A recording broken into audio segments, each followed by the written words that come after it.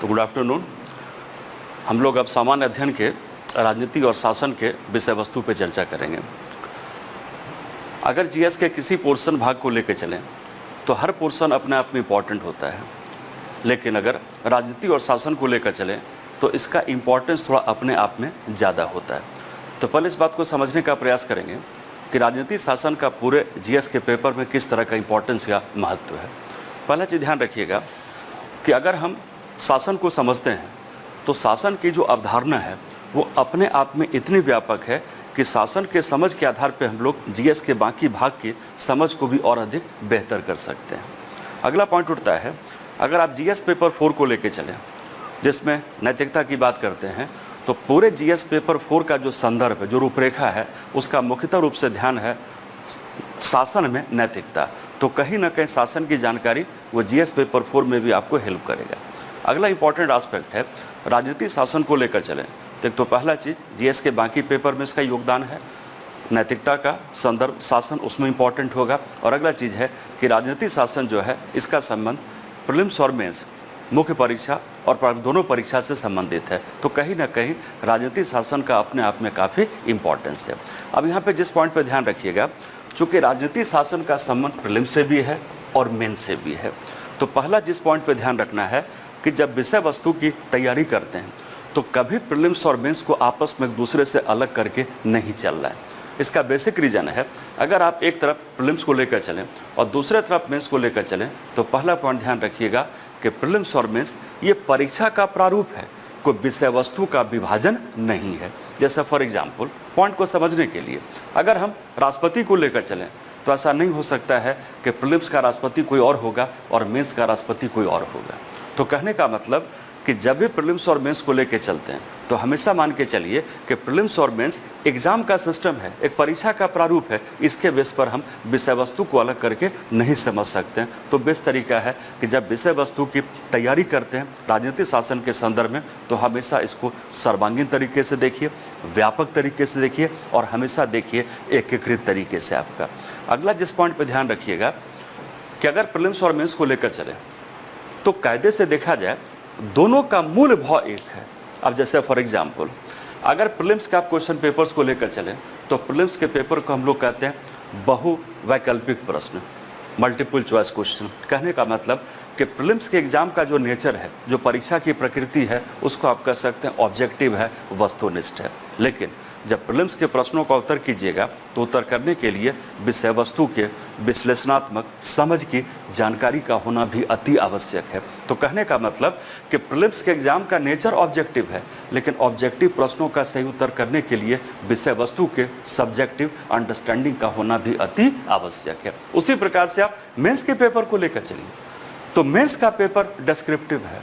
कहने का मतलब उसका नेचर आपका सब्जेक्टिव है, लेकिन ध्यान रखिएगा अक्सर आप सुनते होंगे कि मेंस में अच्छा मार्क्स लाने के लिए आपका आंसर क्या होना चाहिए, ऑब्जेक्टिव या वस्तुनिष्ठ। तो कहने का मतलब प्रीलिम्स में ऑब्जेक्टिविटी है लेकिन ऑब्जेक्टिविटी के साथ सब्जेक्टिविटी है। अगर मेंस को लेकर चले तो इसमें सब्जेक्टिविटी है लेकिन इसके साथ ऑब्जेक्टिविटी का होना अति आवश्यक है।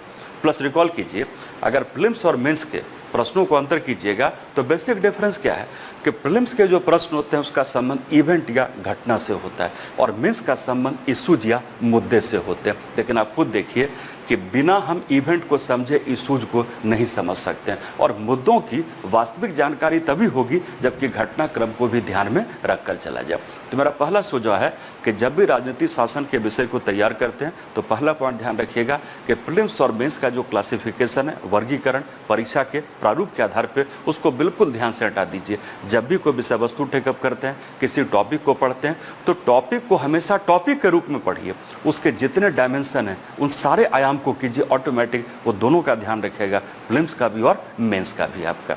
अगला जिस पॉइंट पे ध्यान रखिएगा कि अगर हम राजनीतिक शासन के विषय की तैयारी को लेकर चलें तो यहाँ बेसिक प्रश्न है कि तैयारी का दृष्टिकोण क्या होना चाहिए। अब यहाँ पे आपको बता दें कि तैयारी के दृष्टिकोण को लेकर चलें तो दृष्टिकोण का बेसिकली 2 डायमेंशन होता है, उसके 2 आयाम हैं। पहला चीज़ है कि हम विषय वस्तु में क्या करें, और दूसरा उस विषय वस्तु को कैसे करें। तो दोनों चीज़ ध्यान रखिएगा कि जब भी राजनीति शासन के विषय का अध्ययन करना हो और अध्ययन के दृष्टिकोण को विकसित करना हो तो दृष्टिकोण के संदर्भ में दोनों पहलू पे ध्यान रखिए, क्या करना है और कैसे करना है। अधिकतर हम लोग ध्यान देते हैं कैसे करना है, लेकिन जब तक ये ना पता हो कि राजनीति शासन के विषय वस्तु के संदर्भ में क्या करना है तब तक कैसे करने के दृष्टिकोण को हम विकसित नहीं कर सकते। अब यहाँ पे रिकॉल कीजिए, यूपीएससी हम लोग को अपनी तरफ से दो चीज़ देता है, एक तो सिलेबस पाठ्यक्रम और दूसरा पिछले साल के क्वेश्चन पेपर्स होते हैं। अब दोनों चीज़ को आप ध्यान में रखिएगा, विषय वस्तु के संदर्भ में क्या करना है इसकी जानकारी कहाँ से प्राप्त होती है, सिलेबस या पाठ्यक्रम से। और विषय वस्तु को कैसे करना है तो उस प्रकार से करना है ताकि एग्जाम की अनिवार्यता को पूरा करें। और एग्जाम की अनिवार्यता क्या है वो कहाँ से पता चलेगा, जब विगत वर्षों के प्रश्नों के ट्रेंड या उसकी प्रकृति को समझे। तो यहाँ पर मौलिक रूप से हम लोग दोनों चीज़ पे ध्यान रखेंगे कि राजनीति शासन के संदर्भ में विषय वस्तु में क्या करना है और दूसरा चीज़ कि विषय वस्तु के आधार पर कैसे करना है। इसीलिए पहला हम लोग फोकस करेंगे कि सबसे पहले समझिए सिलेबस या पाठ्यक्रम को। और आपको बता दें कि अगर सिलेबस को आप गंभीरता से देखिएगा तो हर पहलू की जानकारी कहीं ना कहीं यूपीएससी हम लोग को देता है।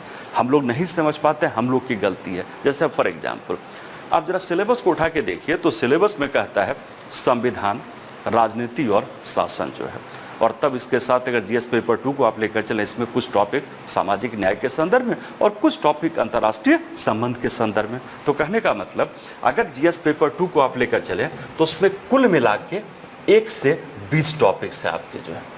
अब इसमें से जो 16 से 20 टॉपिक हैं इसका संबंध है अंतर्राष्ट्रीय संबंध IR से आपका जो है, तो इसको यहाँ पे माइनस हम लोग करते हैं। अब अगर राजनीति शासन को लेकर चले तो टॉपिक नंबर 1 से लेकर 9 तक और प्लस टॉपिक नंबर 15 और 16 इसका संबंध मौलिक रूप से संविधान, राजनीति और शासन से आपका।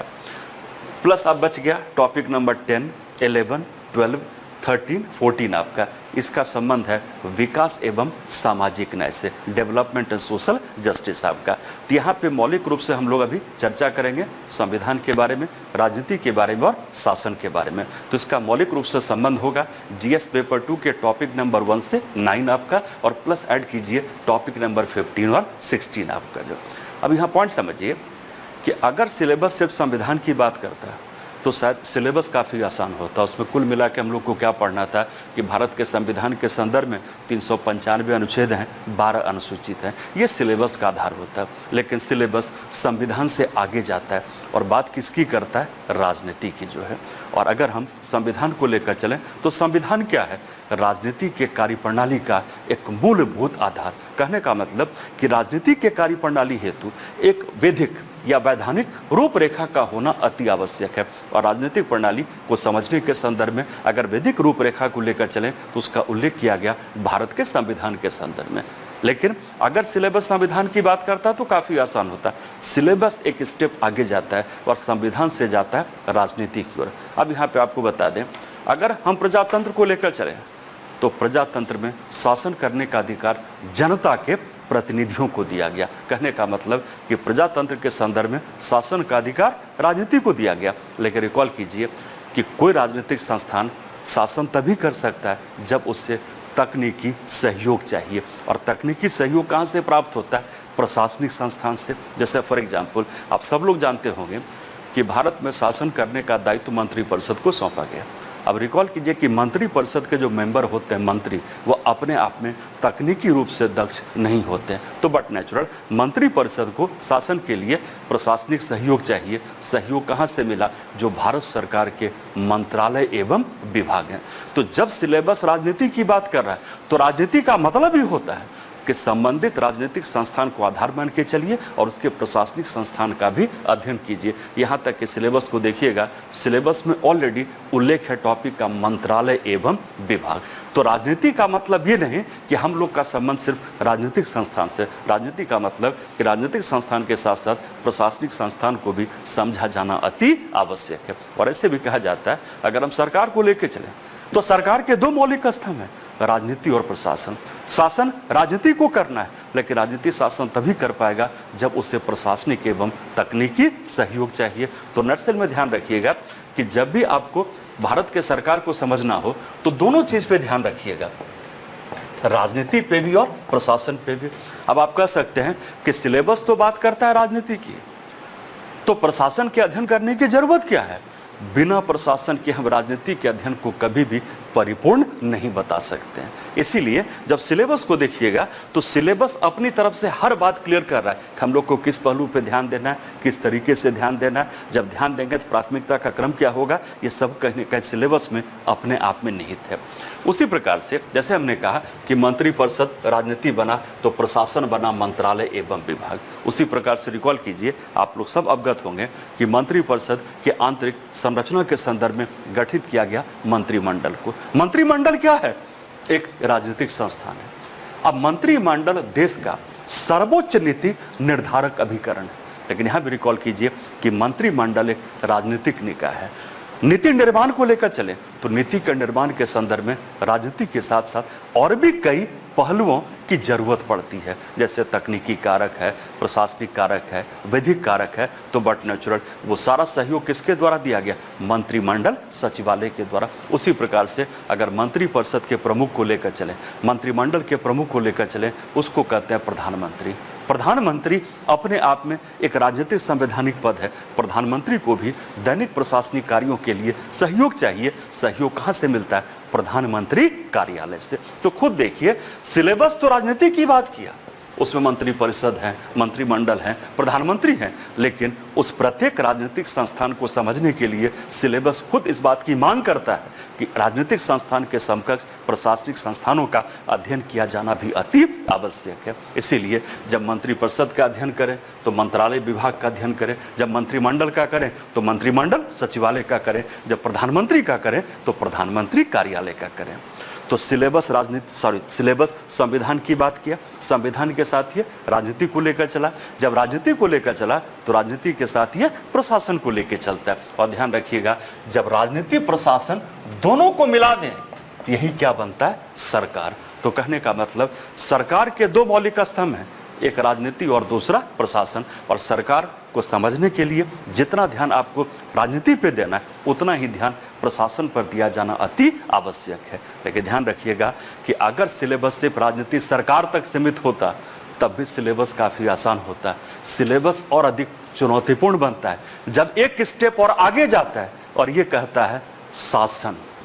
कहने का मतलब गवर्नमेंट या सरकार, दूसरा वर्ड क्या है? गवर्नेंस या शासन। और खास करके जब सिलेबस के टॉपिक नंबर 15 को देखिएगा तो इसका मौलिक रूप से संबंध है गवर्नेंस या शासन से, जो डायरेक्टली सिलेबस में उल्लेखित है। और इस टॉपिक का शीर्षक है शासन के महत्वपूर्ण पहलू आपका जो है। अब जिस पॉइंट पे ध्यान रखिएगा कि एक वर्ड सरकार है, अगर सिलेबस सरकार की बात करता तो सरकार का मतलब होता है कि सरकार के 3 अंग हैं, विधायिका, कार्यपालिका और न्यायपालिका। उसी विधायिका को भारत के संदर्भ में हम लोग संसद कहते हैं। तो कहने का मतलब कि अगर सिलेबस सिर्फ संविधान, राजनीति या सरकार की बात करता तो हम लोग का संबंध किससे होता है कि जब सरकार का अध्ययन करना है तो सरकार के 3 अंग हैं, विधायिका हो गया, कार्यपालिका हो गया और न्यायपालिका। लेकिन सिलेबस कहता है गवर्नेंस या शासन। अब जिस पॉइंट पे ध्यान रखिएगा, अगर सरकार होता तो सिलेबस काफी आसान होता है, क्योंकि गवर्नेंस या शासन की बात करें तो शासन का मतलब होता है कि शासन के संदर्भ में सरकार इसका एक आयाम है।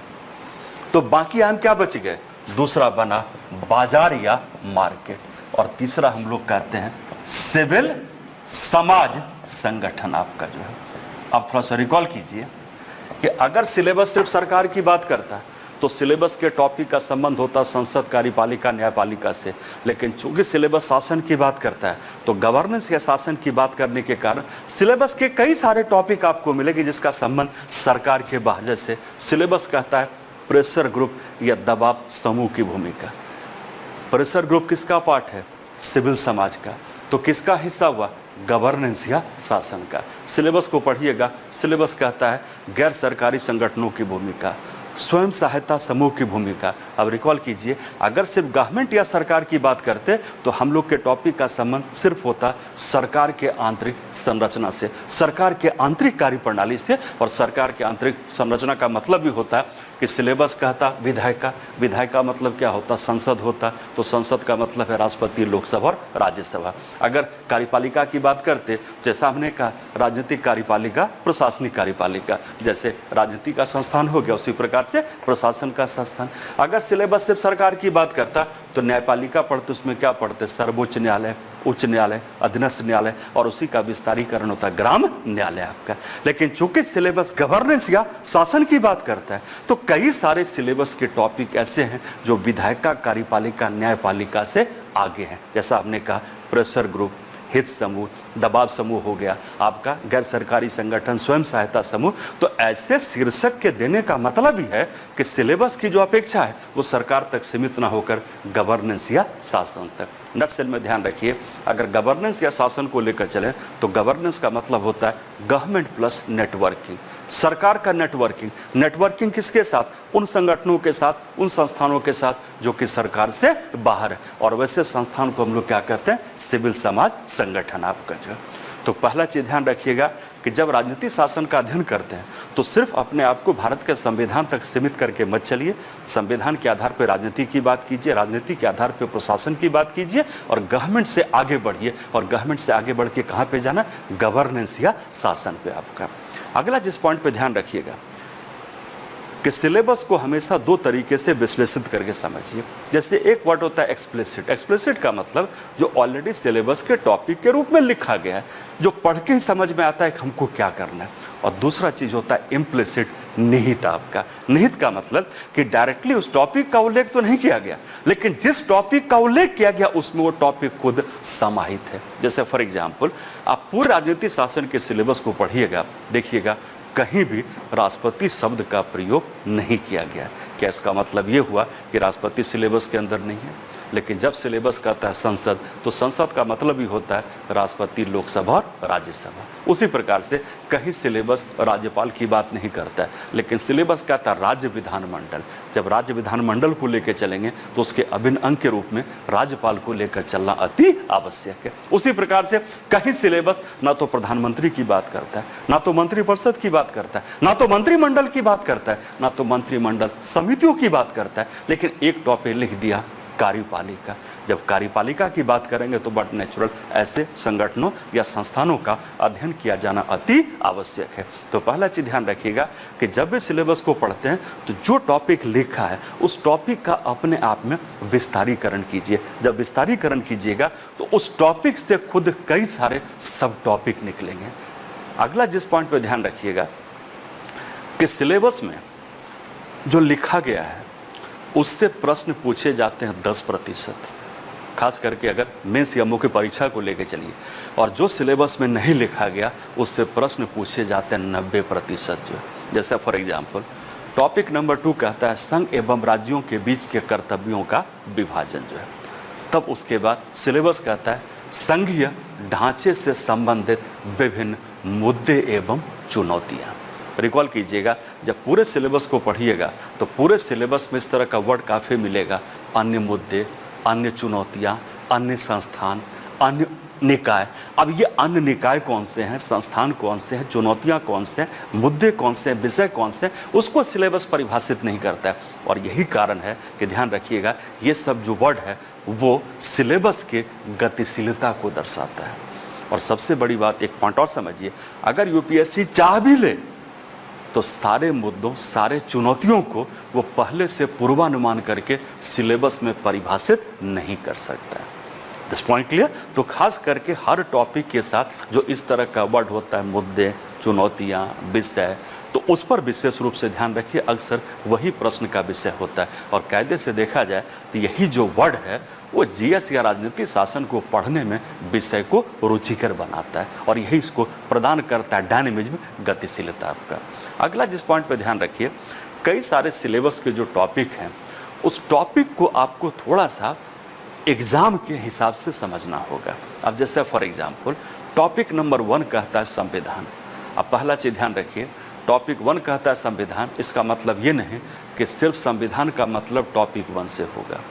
कहने का मतलब कि टॉपिक के बीच का जो लिंकेज है, जो पारस्परिक संबंध है, उस पारस्परिक संबंध को ध्यान में रखकर चलना अति आवश्यक। अब जैसे मान लीजिए, अगर आप मान के चले कि टॉपिक 1 में आपने संविधान पढ़ा और टॉपिक 1 करके संविधान पूरा हो गया, तो ये अपने आप में एक विडंबना है। इसीलिए जब संविधान की बात करेंगे तो संसद पढ़ेंगे तो संविधान, कार्यपालिका पढ़ेंगे तो संविधान, न्यायपालिका पढ़ेंगे तो संविधान, यहाँ तक कि सिलेबस में अलग से टॉपिक भी दिया है, संवैधानिक पद एवं निकाय। तो नटसेल में ध्यान रखिए, किसी टॉपिक को कभी भी टॉपिक के स्तर पे आपको ये नहीं मानना है कि आपने सिलेबस को कंप्लीट किया, जब तक कि आप सिलेबस के पूरे टॉपिक्स को कंप्लीट नहीं करते। कारण कि हर टॉपिक का संबंध कहीं ना कहीं आगे के टॉपिक से देखने को मिलता है। अब जैसे मान लीजिए आपने न्यायपालिका पढ़ा, अब न्यायपालिका पढ़ के आप ये नहीं मान सकते कि न्यायपालिका आपने कंप्लीट कर लिया, जब तक न्यायपालिका के साथ आप नहीं पढ़ते हैं अर्ध न्यायिक निकायों के बारे में।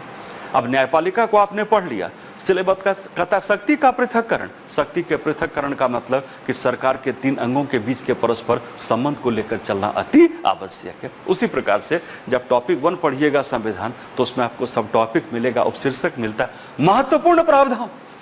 अब जरा पॉइंट समझिए, संविधान एक सर्वांगीण दस्तावेज है, तो अगर संविधान सर्वांगीण है, परिपूर्ण है, तो क्या हम संविधान के किसी प्रावधान को बाकी प्रावधान की तुलना में अधिक या कम महत्वपूर्ण होने की संज्ञा दे सकते हैं? उत्तर है नहीं। जो कोई संविधान का प्रावधान अपने आप में दूसरे की तुलना में अधिक महत्वपूर्ण होने की संज्ञा को प्राप्त नहीं कर सकता, लेकिन सिलेबस कहता है महत्वपूर्ण प्रावधान। तो सिलेबस ये अपेक्षा नहीं करता है सारे प्रावधान का अध्ययन करें। अब उसमें से हम लोग को शॉर्टलिस्ट करना पड़ेगा कि कौन कौन से प्रावधान इंपॉर्टेंट है। अब इंपॉर्टेंट प्रावधान किस संदर्भ में?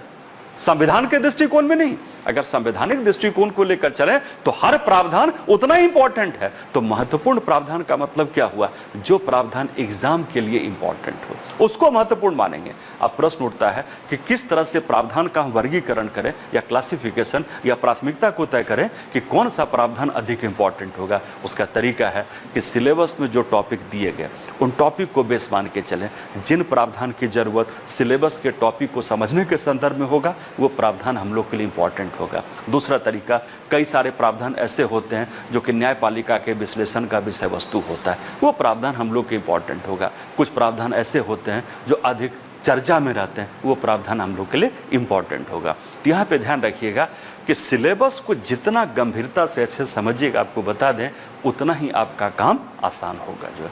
तो पहला चीज है कि क्या पढ़ें, क्या पढ़े के केस में किसको बेस मान के? सिलेबस में। अब यहाँ पे ध्यान रखिएगा, जैसे एक टॉपिक है सिलेबस का कि भारत के संवैधानिक योजना की तुलना, रिपीट अगेन, भारत के संवैधानिक योजना की तुलना विश्व के अन्य देशों के साथ। अब रिकॉल कीजिए, अगर ये सब टॉपिक को सिर्फ आप टॉपिक के रूप में कीजिएगा तो आपको बता दें कि कुल मिला के वर्ल्ड में लगभग 200 कंट्रीज हैं, 200 देश हैं। अगर भारत के संविधान की तुलना हम विश्व के 200 देशों के साथ करें तो एक जीवन भी कम पड़ेगा, जबकि एक साल में पूरा यूपीएससी का सारा कुछ करना है। तो कहने का मतलब कभी सिलेबस इस बात की अपेक्षा नहीं करता है कि हम भारत के संविधान का अध्ययन करें और उसकी तुलना करें विश्व के 2 देशों के साथ। कहने का मतलब यहाँ पे जब संविधान की तुलना करेंगे तो कंट्री को आधार मान के नहीं चलेंगे। आधार किसको मान के चलेंगे? राजनीतिक विचारधारा को। अब जैसे मान लीजिए हम राजनीतिक विचारधारा को लेकर चलें तो कहते हैं प्रजातंत्र के 2 मौलिक स्वरूप हैं, संसदीय प्रणाली, अध्यक्षीय प्रणाली। जब कहते हैं अध्यक्षीय प्रणाली, जब उससे तुलना करेंगे भारत का तो बेस किसको मान के चलेंगे? यूएसए को मान के चलेंगे। जब भारत के संविधान की तुलना करेंगे संसदीय प्रणाली से तो आदर्श किसको मान के चलेंगे? यूके को मान के चलेंगे।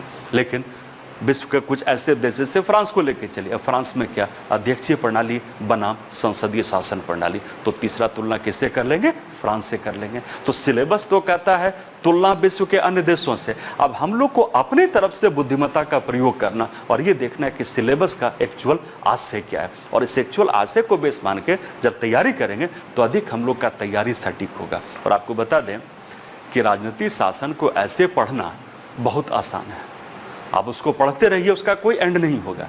लेकिन जब किसी विषय को एग्जाम के लिए पढ़ते हैं तो बट नेचुरल पूरे विषय वस्तु का जो दृष्टिकोण है उसको ओरिएंट करना पड़ता है एग्जाम की अनिवार्यता को पूरा करने के लिए, और इसके लिए इन सारे पहलुओं पर ध्यान देना अति आवश्यक है।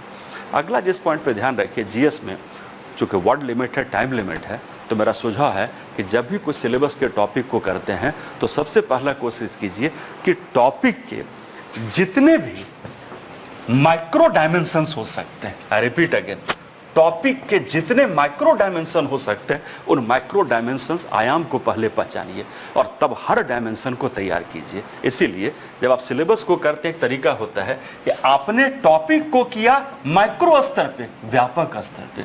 जब व्यापक स्तर पे कीजिएगा तो उस केस में विषय वस्तु की समझ तो होगी, लेकिन वो विषय वस्तु की समझ एग्जाम के अनिवार्यता के अनुरूप नहीं होगा। अब जैसे फॉर एग्जाम्पल, जैसे मान लीजिए बहुत आसान सा टॉपिक लेते हैं, सबको जानते हैं भारत के राष्ट्रपति के बारे में। अब रिकॉल कीजिए, अगर हमने राष्ट्रपति को राष्ट्रपति के स्तर पे किया तो बट नेचुरल सिलेबस का टॉपिक हमने माइक्रो स्तर पे किया, लेकिन उसी को जब आप माइक्रो स्तर पे बांटिएगा तो आप खुद देखिए आप एग्जाम के प्रश्नों के कितने नजदीक हैं। जैसे फॉर एग्जाम्पल, जब राष्ट्रपति को तैयार किए तो राष्ट्रपति को हम तैयार करते समय ये तैयार किए कि राष्ट्रपति की विधायकी शक्तियाँ क्या है। तो राष्ट्रपति की विधायकी शक्तियाँ क्या बना, माइक्रो। अगर विधायकी शक्ति को तैयार किया कि स्टेप आगे बढ़े और ये देखें विधायकी शक्ति के संदर्भ में राष्ट्रपति के अध्यादेश जारी करने की शक्ति क्या है। अब खुद देखिए जितने आप माइक्रो डायमेंशंस पे आ रहे हैं ऊपर से नीचे, उतना आप प्रश्न के अधिक करीब है जो है। उसी प्रकार से मान लीजिए, और आपको बता दें कि जो प्रश्न की जटिलता होती है, अगर प्रश्न का विषय मैक्रो होता, व्यापक होता, तो प्रश्न इतना जटिल और चुनौतीपूर्ण नहीं होता। जटिल चुनौतीपूर्ण होने के पीछे बेसिक कारण है कि जो प्रश्न का दृष्टिकोण है वो क्या है, माइक्रो आपका। अब जैसे हमने कहा, मान लीजिए प्रश्न पूछे भारत के राष्ट्रपति पे, हर बच्चा कुछ ना कुछ लिख के आएगा राष्ट्रपति के बारे में, क्योंकि प्रश्न का राष्ट्रपति के बारे में। लेकिन जैसे ही कहता है प्रश्न राष्ट्रपति के विधायकी शक्ति की चर्चा करें, तब हर बच्चा राष्ट्रपति पे नहीं लिख पाएगा, इसीलिए क्या प्रश्न हो गया राष्ट्रपति के विधायकी शक्ति को लेकर।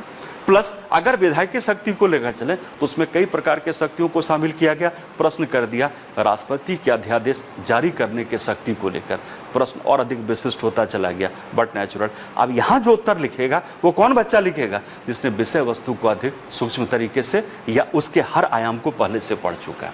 प्लस एक स्टेप आगे बढ़ते हैं, राष्ट्रपति के अध्यादेश जारी करने के शक्ति को और अधिक माइक्रो डायमेंशन में रही। विगत वर्षों में सर्वोच्च न्यायालय के निर्णय के आधार पर राष्ट्रपति के अध्यादेश के शक्ति का विश्लेषण करें। अब जब सर्वोच्च न्यायालय के निर्णय के आधार पर राष्ट्रपति के अध्यादेश शक्ति पर प्रश्न पूछा गया तो खुद देखिए अब प्रश्न अधिक चुनौतीपूर्ण और जटिल होता चला गया।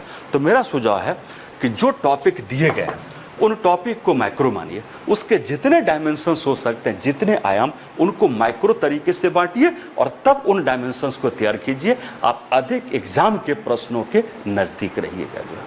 क्लियर? तो पहला चीज ध्यान रखिएगा कि सिलेबस को जितना अच्छा से बैठ के समझिएगा, आपको बता दें, आपको खुद क्लियर होगा कि राजनीति शासन में हम लोग को क्या पढ़ना है जो है। क्लियर? अगला चीज है कि जब हम विषय के तैयारी के दृष्टिकोण या रणनीति को लेकर चलते हैं तो एक तो हुआ कि विषय में क्या करना है, दूसरा चीज है कि विषय को कैसे करना है। और विषय को कैसे करना है इसका सबसे आसान तरीका कि पहले विषय वस्तु को अच्छे से तैयार कर लीजिए। विषय वस्तु को तैयार करने के बाद आप तब पिछले साल के प्रश्नों को देखिए। अगर आपको लगता है कि उन प्रश्नों का उत्तर आप कर पा रहे हैं तो बट नेचुरली मान के चलिए कि आपका जो तैयारी का दृष्टिकोण है वो बिल्कुल परीक्षा की अनिवार्यताओं के अनुरूप है। अगर नहीं कर पा रहे तो फिर विषय वस्तु पर दोबारा वो वापस लौटिए। अगला एक चीज ध्यान रखिएगा कि जब विगत वर्ष के प्रश्नों को देखते हैं तो मेरा सुझाव से है कि पहले कोशिश कीजिए कि पूरे सिलेबस को व्यापक तरीके से पूरा कर लीजिए। आप खुद देखिए, जब यूपीएससी आपसे प्रश्न पूछता है राजनीति शासन को लेकर या फॉर दैट मैटर जीएस के किसी पोर्शन को आप लेके चलिए, तो कभी यूपीएससी नहीं कहता है कि प्रश्न हम किस टॉपिक से पूछ रहे हैं, लेकिन ये आपको पता होता है कि प्रश्न राजनीति और शासन का है। तो बेस्ट तरीका क्या है कि प्रश्न को टॉपिक वाइज देखें या पूरे सिलेबस को करने के बाद देखें। बेटर तरीका है पहले पूरा सिलेबस को कीजिए और तब प्रश्नों को देखिए, तब पता चलेगा आपको कि कहाँ पे आपका प्लस और कहाँ पे आपका माइनस है जो है। अगला जिस पॉइंट पे ध्यान रखिए, अक्सर जो एक होता है कि जीएस तो पूरा का पूरा ही डायनेमिक है, तो उसमें करंट काफ़ी इंपॉर्टेंट पोर्शन होता है, खास करके राजनीतिक शासन को लेकर चलें तो यहाँ भी करंट का उतना ही इंपॉर्टेंस है। लेकिन आपको बता दें, अक्सर हमने देखा है कि बच्चों को बड़ी चिंता होती है करंट के बारे में, लेकिन कुछ ही बच्चे होते हैं जिनको वाकई पता होता है कि करंट होता क्या है और करंट को कैसे तैयार करें। अब रिकॉल कीजिए, कभी भी करंट को आप निर्धारित अवधि या समय सीमा में सीमित करके नहीं चल सकते। अक्सर बच्चे हम लोग से पूछते हैं, सर करंट का मतलब क्या होता है, कितने समय के इवेंट को तैयार कर लें, 1 साल 1.5 साल। मेरा कहना है कि करंट कभी भी टाइम लिमिट में आपको लेके नहीं चलना है। करंट का मतलब होता है लेटेस्ट। इसका मतलब जैसे मान लीजिए, पॉइंट को समझने के लिए, जैसे अंतर्राज्यीय परिषद का नाम सुने होंगे। अब रिकॉल कीजिए कि अंतर्राज्यीय परिषद की 10वीं बैठक हुई थी 2006 में। जब अंतर्राज्यीय परिषद की 10वीं बैठक 2006 में हुई, तो कहने का मतलब, और इसका 11वां बैठक हुआ था 2016 में। कहने का मतलब जो 10वीं बैठक 2006 में हुआ वो तब तक करंट था जब तक ये 11वीं बैठक 2016 में संपन्न नहीं हुआ। अब अंतर्राज्यीय परिषद की 11वीं बैठक 2016 में हो गई, अभी 2020 है, तो अगर समय सीमा को लेकर चलें तो ये घटना 3-4 साल पहले का, तो आप ये कह सकते हैं करंट का हिस्सा नहीं है, लेकिन मैं कहूँगा ये करंट का हिस्सा है। और ध्यान रखिएगा, करंट के रूप में करना बहुत आसान है, जो मन में आए करंट में पढ़ते रहिए, लेकिन करंट को एग्जाम के रूप में पढ़ना उतना ही चुनौतीपूर्ण है, क्योंकि जब करंट आप पढ़ते हैं उसको कहीं ना कहीं विषय वस्तु के साथ जोड़ना पड़ता है। और ध्यान रखिए, करंट कोई अपने आप में विषय होता नहीं है, करंट का कोई ना कोई संदर्भ होगा, उसका विषय होगा। और जब तक करंट को आप विषय के साथ नहीं जोड़ पाते हैं, तब तक करंट करने का एग्जाम के पॉइंट ऑफ व्यू से कोई औचित्य नहीं है आपका। यह शेयर आपके समय और संसाधन की बर्बादी है। अब रिकॉल कीजिए, तो करंट को पहला चीज देखिए लेटेस्ट। कहने का मतलब अगर अंतर्राज्यीय परिषद के 2016 में हुआ, ये तब तक करंट होगा जब तक अंतर्राज्यीय परिषद की 12वीं बैठक ना हो जाए। तो कभी भी करंट को निर्धारित कोई अवधि या समय सीमा जैसे 1 साल 1.5 साल के संदर्भ में बांटकर मत देखिएगा। अगला जिस पॉइंट पे ध्यान रखिएगा कि कई बार कुछ करंट होता है जो दिखता है लेकिन वो करंट होता नहीं है। जैसे फॉर एग्जाम्पल सबसे लेटेस्ट उदाहरण आपको दे सकते हैं, जैसे रिकॉल कीजिए कि भारत के संविधान को लागू किया गया 26 जनवरी 1950 को। और जब भारत के संविधान को लागू किया गया, समय के साथ परिस्थितियां बदलती रही और बदलते परिस्थिति को आधार मान के संविधान में भी समय समय पर संशोधन किए गए। अगर हम करंट को लेकर चलें तो आज के डेट में हम लोग के पास है 104वां संविधान संशोधन अधिनियम, जो अधिनियम है 2019 का, जिस पर कि राष्ट्रपति का हस्ताक्षर हुआ जनवरी 2020 में आपका जो। तो कहने का मतलब अगर संविधान संशोधन के सूची को लेकर चलें तो पहला से लेकर करंट क्या होगा 104, चूंकि 104 सबसे रिसेंट आपका हुआ। लेकिन अगर आप हमसे पूछिएगा या यूपीएससी के आप दृष्टिकोण को समझिएगा तो 104 संविधान संशोधन अधिनियम कोई करंट का विषय नहीं है। और क्यों नहीं है? क्योंकि इस संविधान संशोधन अधिनियम के द्वारा जो किया गया वो कोई नया चीज नहीं है, वो तो पहले भी संविधान के अमेंडमेंट के द्वारा कई बार किया जा चुका है। जैसे रिकॉल कीजिए कि जो 104वां संविधान अमेंडमेंट का अधिनियम है, इसका संबंध है कि अनुसूचित जाति और जनजाति के आरक्षण के प्रावधान को आगे 10 वर्षों के लिए लागू करना। अब जरा पॉइंट समझिए कि जो आर्टिकल 334 है, जो संविधान का मूल प्रावधान, वो कहता है कि अनुसूचित जाति और जनजाति के लिए आरक्षण संविधान के लागू करने के 10 वर्षों तक जारी रहेगा। यह मूल प्रावधान था, लेकिन यह प्रावधान आज भी जारी है। अब रिकॉल कीजिए, यहां पे था संविधान के लागू करने के 10 वर्ष, तो बट नेचुरल इस प्रावधान को अमेंड करके 10 को 20 किया गया होगा। अब ये 20 किया गया था, यहां देखिए पॉइंट को समझिएगा कि मूल प्रावधान कहता है 10 वर्षों तक, 10 वर्ष से बढ़ा के उसको आगे 20 वर्ष किया गया। संविधान का अमेंडमेंट हुआ, ये अमेंडमेंट हुआ 8वां संविधान संशोधन अधिनियम। जब 20 पूरा हुआ तब हुआ इसको बढ़ा के और 10 साल किया जाए, 30 किया जाए, तो लाया गया 23वां संविधान संशोधन अधिनियम। फिर इसको आगे 10 साल बढ़ाया गया, आया 45वां संविधान अधिनियम आपका। फिर इसको बढ़ाया 62 अधिनियम के द्वारा। फिर इसको बढ़ाया गया 79 अधिनियम के द्वारा, फिर इसको बढ़ाया गया 95 अधिनियम के द्वारा, और अभी करंट में इसको बढ़ाया गया 104वां संविधान अधिनियम के द्वारा। अब बताइए, जो काम 104 अधिनियम के द्वारा किया गया वो काम तो ऑलरेडी पहले 95, 79, 62, 45, 23 और 8 के द्वारा किया गया था। अब बताइए, कायदे से क्या इसको हम करंट मानेंगे? है तो करंट, चूंकि घटनाक्रम 2019 का, राष्ट्रपति का सिग्नेचर 2020 में किया गया, लेकिन अगर इस करंट के विषय वस्तु को लेकर चले तो ऑलरेडी यह काम पहले भी संसद के द्वारा किया जा चुका है। तो यहां पे ध्यान रखिएगा, कई बार विषय वस्तु करंट आपको दिखे, करंट होगा नहीं, और कई बार कुछ विषय वस्तु घटना 2016 में, जैसा हमने कहा अंतर्राज्यीय परिषद के बैठक के बारे में, वो करंट कब तक रहेगा? जब तक कि अगले अंतर्राज्यीय परिषद के बैठक को संपन्न ना किया जाए। तो कहने का मतलब कि जब भी करंट को करते हैं थोड़ा स्मार्टली कीजिए, और करंट को इस तरीके से पॉइंट मान के चलिए कि करंट का मतलब ये होता है जब विषय वस्तु में वह को नया दृष्टिकोण देता है। अब यहाँ पे क्या था, 10 को बढ़ा के 20, 30, 40, 50, 60, 70, इसको बढ़ा के अब 80 वर्ष कर दिया गया। ये कौन सा करंट है? जो घटना तो करंट है, लेकिन घटना तो करंट है, उसके आधार पर विषय वस्तु में कोई नया दृष्टिकोण नहीं दिया गया। लेकिन इसी 104 संविधान अधिनियम में कुछ करंट भी जोड़ा था, जब इसने कहा कि अब एंग्लो इंडियन के जो मनोनीत करने का प्रावधान है वो प्रावधान अब आगे जारी नहीं रहेगा। तो ये पार्ट तो करंट है, चूंकि इसने एक नया दृष्टिकोण दिया। लेकिन अनुसूचित जाति जनजाति के आरक्षण के प्रावधान को संविधान के लागू करने के 80 साल तक जारी रखा जाए, वो अपने आप में करंट नहीं आपका जो है। इसलिए थोड़ा सा करंट के केस में केयरफुल रहिएगा। अगला जिस पॉइंट पे ध्यान रखिएगा कि करंट को हम लोग हमेशा मान के चलते हैं वर्तमान, लेकिन अगर हम टेंस या काल को लेके चलें तो आपको बता दें कि यूपीएससी के प्रश्नों के आधार पर जो करंट का मतलब होता है, तो करंट का मतलब है तीनों टेंस को लिंकअप कीजिए, भूत, वर्तमान और भविष्य। भूत का मतलब जो घटना काफी साल पहले हुआ लेकिन उस प्रकार की घटना दोबारा नहीं हुई तो भूतकाल हो गया। वर्तमान जैसे मान लीजिए अभी गठित हुआ 22वां विधि आयोग, वर्तमान का करंट है, लेकिन भविष्य को आधार मान के भी करंट होता है। जैसे रिकॉल कीजिए, एक बार पिछले साल के क्वेश्चन पेपर्स को देखिए, क्लियर होगा। एक बार प्रश्न पूछा गया था कि भारत में लोकपाल कितना भी अधिक मजबूत हो जाए वो भारत में भ्रष्टाचार के रोकथाम में सहायक साबित नहीं होगा। आप खुद देखिए, भारत का लोकपाल कितना भी मजबूत हो जाए एक प्रकार का पूर्वानुमान है, यह भी करंट है, लेकिन करंट को वर्तमान से ना जोड़ के किससे पूछा गया? भविष्य। कई बार प्रश्न आपसे पूछेगा, जैसे आप सब लोग जानते होंगे बिल होता है विधेयक, जब संसद पारित करके राष्ट्रपति का सिग्नेचर तो क्या बना? एक्ट या अधिनियम।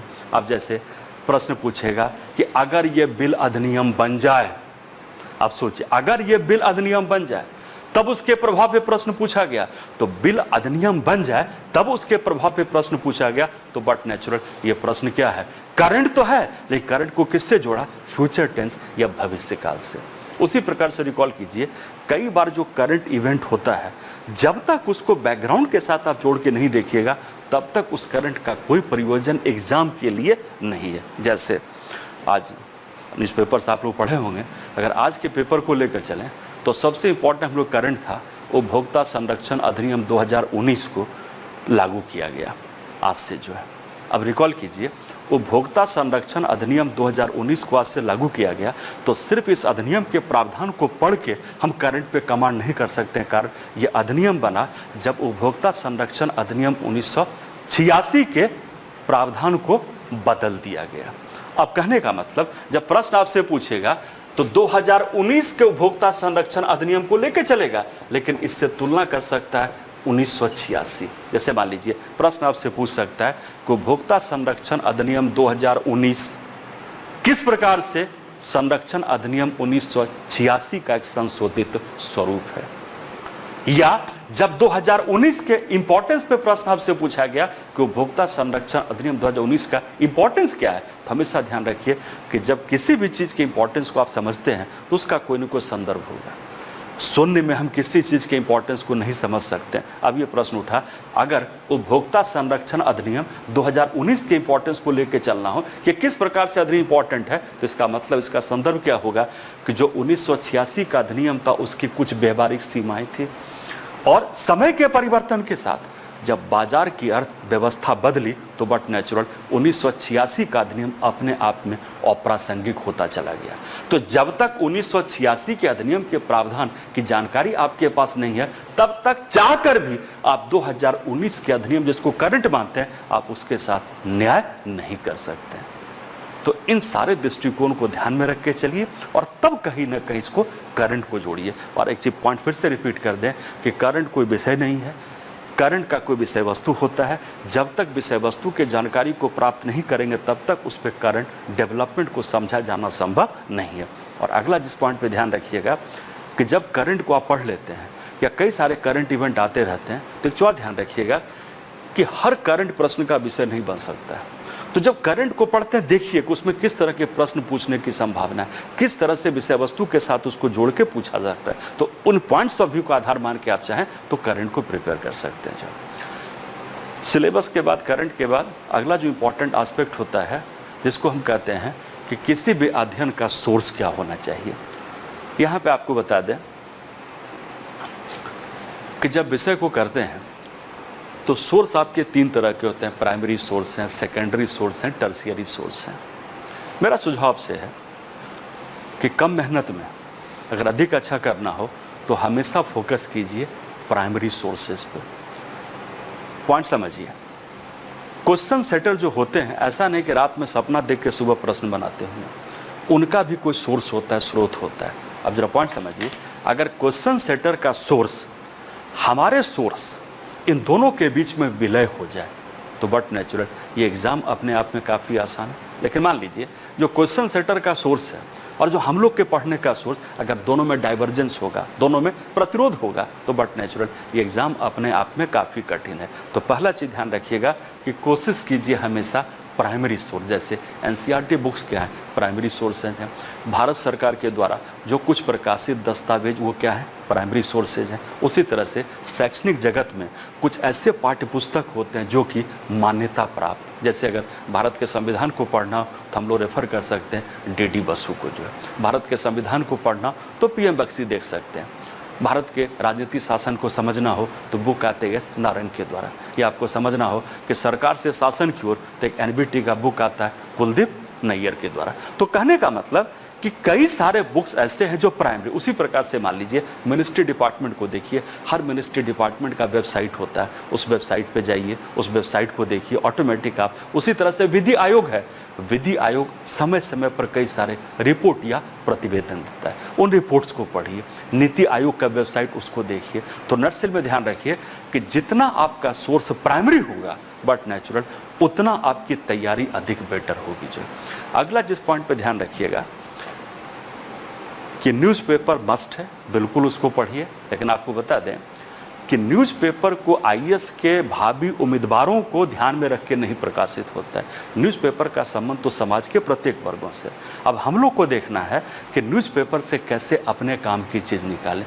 न्यूज़पेपर जब कोई पढ़ता है तो ध्यान रखिए हर व्यक्ति अपने इंटरेस्ट का चीज़, जैसे मान लीजिए एक स्पोर्ट्समैन होगा तो पहले खेल जगत का पेज देखेगा, एक बिजनेसमैन होगा तो पहले शेयर मार्केट देखेगा।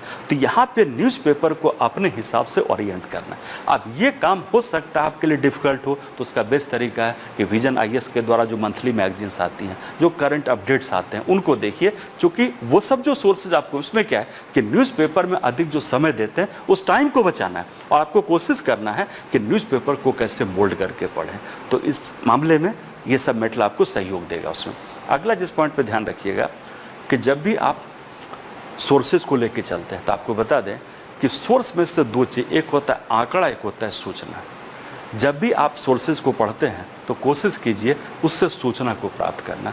अधिकतर क्या होता है, हम लोग क्या कोशिश करते हैं, आंकड़ा। आपको बता दें कि जो आंकड़ा होता है उसका अपने आप में कोई आशय नहीं होता, और आंकड़ा को कभी आप प्रश्न के उत्तर के रूप में इस्तेमाल नहीं कर पाएगा।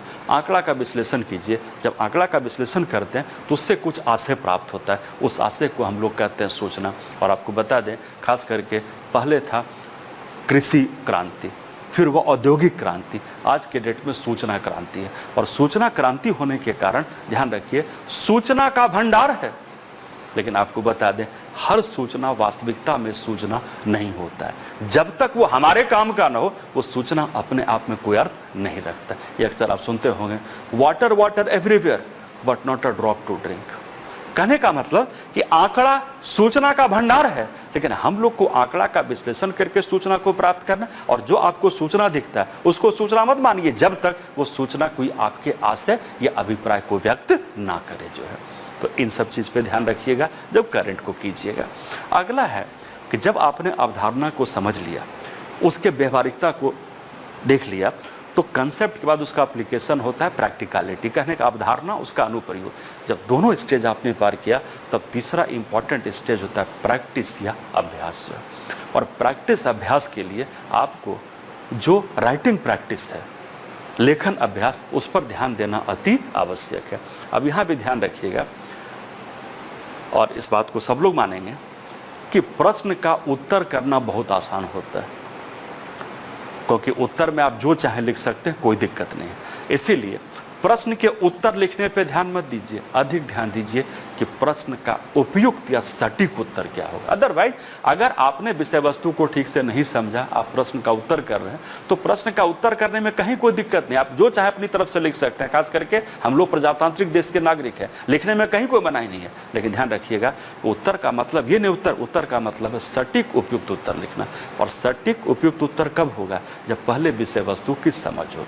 और आपको बता दें, अगर किसी भी क्वेश्चन का आंसर आप लिखते हैं और आपको राइटिंग में किसी प्रकार का प्रॉब्लम हो, तो ध्यान रखिएगा उस केस में कि अगर प्रश्न का उत्तर लिखने में किसी प्रकार की कठिनाई हो, तो मान के चलिए कि प्रश्न का उत्तर ना लिखना ये कोई समस्या नहीं है, ये समस्या का लक्षण है। समस्या क्या है? कि आपने विषय वस्तु को उसी प्रकार से नहीं समझा जैसा कि आपको समझना चाहिए। या रिकॉल कीजिए, आप 10 प्रश्नों का उत्तर करते हैं, कुछ प्रश्न का उत्तर बड़े आसानी से करते हैं, कुछ प्रश्न का उत्तर करने में आपको कठिनाई होती है।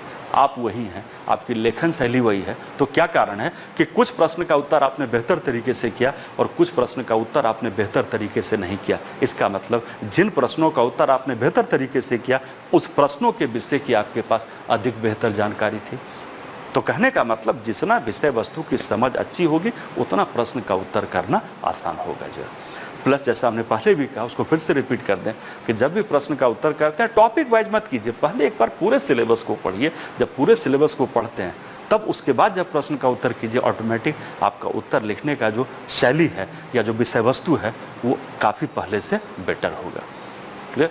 प्लस ये भी कहा जाता है कि जब आप किसी टॉपिक को करते हैं, तो मेरा सुझाव आपसे, जैसे मान लीजिए राजनीतिक शासन में किसी टॉपिक को आपने किया, तो ये मत मान के चलिए कि हमको राजनीतिक शासन का कर, आप ये मान के चलिए हम पूरे जीएस या सामान्य अध्ययन को लेके चल रहे हैं। इसीलिए कि कई बार जब पिछले साल के क्वेश्चंस को उठा के देखिएगा, तो अगर आपको पहले से ना पता हो किस पेपर का प्रश्न है, तो ये बताना मुश्किल होगा कि पेपर 1 का है कि पेपर 2 का है कि पेपर 3 का है, पेपर 4 का है। क्योंकि ध्यान रखिएगा, पेपर तो एक क्लासिफिकेशन है, स्कीम ऑफ एग्जामिनेशन, परीक्षा का प्रारूप। अब जैसे मान लीजिए राजनीतिक शासन पेपर 2 में, अगर यूपीएससी इसको पेपर 1 में कर दे, तो थोड़ा राजनीतिक शासन का विषय बदल जाएगा, विषय तो वही रहेगा उस केस में। उसी तरह से जब कोई टॉपिक करते हैं, तो टॉपिक वैसा कीजिए जिसमें कि उसका जो एप्लीकेशन है वो सिर्फ राजनीतिक शासन तक सीमित ना होकर उसका एप्लीकेशन पूरे सामान्य अध्ययन के संदर्भ में होना चाहिए।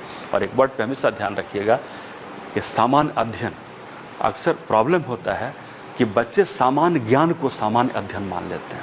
ध्यान रखिएगा, सिलेबस खुद कहता है जनरल स्टडी। अगर सामान्य ज्ञान होता तो सिलेबस काफ़ी आसान होता। सामान्य ज्ञान का मतलब क्या है कि सामान्य ज्ञान विषय वस्तु को आपको समझना, विषय वस्तु होता क्या है, लेकिन उसके पीछे का कैसे, क्या, कब, उसका प्रोसेस क्या है, उन सारे चीज़ को समझने के लिए उस विषय वस्तु के गहन अध्ययन की जरूरत पड़ती है। तो जो हम लोग का अप्रोच होगा राजनीतिक शासन को समझने का, उसको सामान्य ज्ञान तक सीमित ना करके उसको कहाँ पे ले जाएंगे? सामान्य अध्ययन तक आपका जो है। क्लियर? तो इन सारे पहलू पर विशेष रूप से ध्यान रखिएगा। और खास करके राजनीतिक शासन के कुछ ऐसे टॉपिक हैं जिन टॉपिक को अच्छे से आप कर लीजिएगा, तो उसका फायदा आपको पूरे जीएस में मिलेगा। अब जैसे फॉर एग्जांपल एक सिलेबस का टॉपिक है मंत्रालय एवं विभाग, मिनिस्ट्री और डिपार्टमेंट।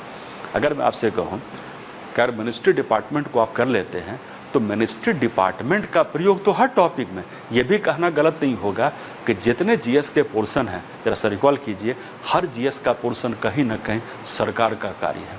और जब सरकार का कार्य है तो उस कार्य के निष्पादन के लिए सरकार के पास एक मिनिस्ट्री या डिपार्टमेंट का होना अति आवश्यक है। अब उसमें भी क्या कीजिएगा, जैसे आज के डेट में अगर चला जाए तो भारत सरकार में कुल मिला के 52 मंत्रालय हैं, 52 मिनिस्ट्रीज हैं, और 52 मंत्रालय में जो 19 मंत्रालय हैं वो आपके विभाग सहित हैं और 33 मंत्रालय विभाग रहित हैं। अब यहाँ पे आपको बता दें, एक बार मिनिस्ट्री डिपार्टमेंट की सूची को पढ़िएगा तो आपको खुद पता चलेगा कि जीएस का हर पोर्शन किसी न किसी मिनिस्ट्री डिपार्टमेंट का कार्य क्षेत्राधिकार है। जैसे फॉर एग्जांपल जीएस पेपर 3 कहता है पर्यावरण। रिकॉल कीजिए, अगर पर्यावरण को समझना हो, गवर्नमेंट की पॉलिसी क्या, गवर्नमेंट का दृष्टिकोण क्या है, तो भारत सरकार का मंत्रालय है जिसका नाम है आपका जो है जलवायु परिवर्तन वन एवं पर्यावरण मंत्रालय जो है। तो मिनिस्ट्री के वेबसाइट पे जाइए, वहाँ के पॉलिसी प्रोग्राम्स को देखिए। उसी तरह से मान लीजिए अंतर्राष्ट्रीय संबंध तो भारत का विदेश मंत्रालय है, कृषि मंत्रालय, उद्योग मंत्रालय, तो नर्सल में ध्यान रखिए। या डेवलपमेंट को लेके चला, ग्रामीण विकास मंत्रालय है, आपके पास है शहरी विकास मंत्रालय जो है। तो कहने का मतलब जिस पॉइंट को ध्यान रखिएगा कि अगर मिनिस्ट्री डिपार्टमेंट जैसे टॉपिक जो राजनीतिक शासन का हिस्सा है, तो टॉपिक तो पॉलिटी गवर्नेंस का है, लेकिन इस टॉपिक को अच्छे से हम करेंगे तो बट नेचुरल उसका फायदा हमको और भी कई सारे पोर्शंस में प्राप्त होगा। इसीलिए जब भी राजनीतिक शासन के विषय वस्तु को करते हैं तो हमेशा मान के चलिए कोई विषय वस्तु जो कर रहे हैं सिर्फ सब्जेक्ट के आधार पर नहीं, उस विषय वस्तु को हम इस प्रकार से करें कि विषय वस्तु फायदा पहुंचाए और पूरे जो सामान्य अध्ययन में जहां जहां उसका फायदा उठा सकते हैं, उसके दृष्टिकोण का लाभ प्राप्त कर सकते हैं, उस कंसेप्ट का एप्लीकेशन अनुप्रयोग कर सकते हैं, उसको करने पर विशेष रूप से बल देना है आपका जो है। लेकिन इतनी सारी बातों को करने के बाद एक जो मोस्ट इंपॉर्टेंट पॉइंट होता है कि बेस्ट जो रणनीति आपके लिए होगा, जो अप्रोच होता है, क्या विषय को पढ़ना शुरू कीजिए। जब विषय को गंभीरता से पढ़िएगा तो विषय को पढ़ने के टाइम में कुछ प्रॉब्लम या समस्या आएगी, उन समस्या का समाधान कीजिए, ऑटोमेटिक आपका खुद का दृष्टिकोण रणनीति बनता चला जाएगा। तो ध्यान रखिएगा कि प्रॉपर रणनीति क्या है वो सिर्फ क्लास में डिस्कस करके नहीं पता चलेगा जब तक क्या विषय वस्तु को अपने स्तर पर तैयार ना करें। और जैसे ही पढ़ना शुरू कीजिए गंभीरता से, ऑटोमेटिक देखिएगा कि प्रॉब्लम्स आएंगे। और हमेशा ध्यान रखिए कि जब भी विषय वस्तु को शुरू करते हैं तो हमेशा इस पॉइंट पे ध्यान रखना है, कभी समस्या को जमा नहीं होने देना है।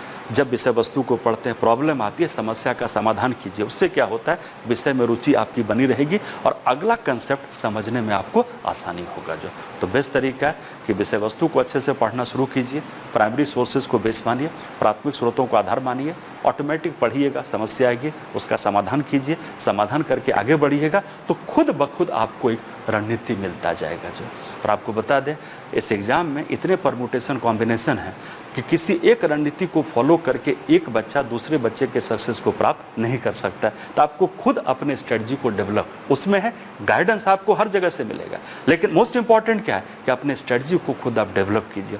और ऐसे भी ध्यान रखिएगा कि हर बच्चे की शैक्षणिक पृष्ठभूमि अलग होती है, हर बच्चे का सिचुएशन अलग होता है। तो बट नेचुरल एक के दृष्टिकोण को आधार मान के दूसरा बच्चा चाहे तो विषय के साथ न्यायपूर्ण नहीं कर पाएगा। तो बेस्ट तरीका अपने स्तर पे चीज को पढ़िए, समझिए, अपने समस्या को दूर कीजिए, ऑटोमेटिक आपको जो है विषय वस्तु की बेहतर रणनीति खुद अपने आप में प्राप्त होगी। जो और नटसेल में कहा जाता है कि इस एग्जाम में 3 चीज़ पर आपको ध्यान रखना है। एक तो कंसेप्ट अवधारणा को समझिए, उसका प्रॉपर एप्लीकेशन समुचित व्यवहारिकता देखिए और प्रैक्टिस से अभ्यास कीजिए। तीनों के बीच में कंसेप्ट, एप्लीकेशन, प्रैक्टिस, अवधारणा, व्यवहारिकता, अभ्यास के बीच में जितना सामंजस्य होगा उतना आपकी तैयारी काफ़ी बेटर होगी। और प्लस जब विषय वस्तु को पढ़ना शुरू कीजिएगा तो थोड़ा सा पेशेंस, धैर्य से पढ़िएगा।